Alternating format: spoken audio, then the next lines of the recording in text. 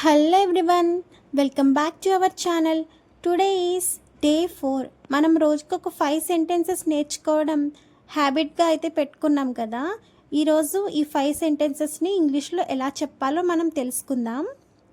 త్వరగా వీడియోలోకైతే వెళ్ళిపోదాం.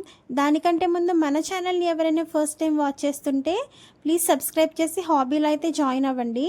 మీరు కూడా ఒక 5 సెంటెన్సెస్ పర్ డే నేర్చుకోండి. దయచేసి ఇక్కడ కూర్చోండి. Please SIT here. Please SIT here. దయచేసి ఇక్కడ కూర్చోండి అని చెప్పే బదులు ప్లీజ్ సిట్ హియర్ అని చెప్పొచ్చు.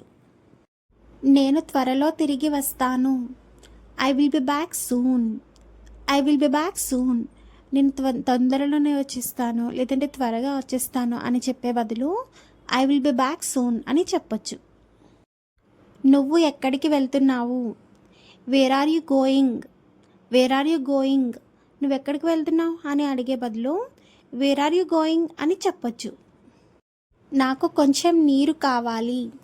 I need some water. I need some water. నాకు కొంచెం వాటర్ కావాలి అని చెప్పే బదులు ఐ నీడ్ సమ్ వాటర్ అని చెప్పొచ్చు. దయచేసి నిజం చెప్పండి.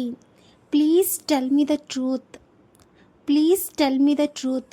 నిజం చెప్పండి అని చెప్పే బదులు please tell me the truth అని చెప్పొచ్చు. నేను నా ఫోన్ని ఇంట్లో మర్చిపోయాను. దీనికి ఆన్సర్ మీరే చెప్పాలి. ఇది డే 3 వీడియోలో మీరు నేర్చుకున్న సెంటెన్స్. సో దీనికి ఆన్సర్ అయితే చేయండి. So that's all for video guys. Video నచ్చితే లైక్ చేసి, షేర్ చేసి, సబ్స్క్రైబ్ చేయండి. డైలీ 5 సెంటెన్సెస్ నేర్చుకోవడం హ్యాబిట్గా అయితే మార్చుకోండి. See you soon. బాయ్.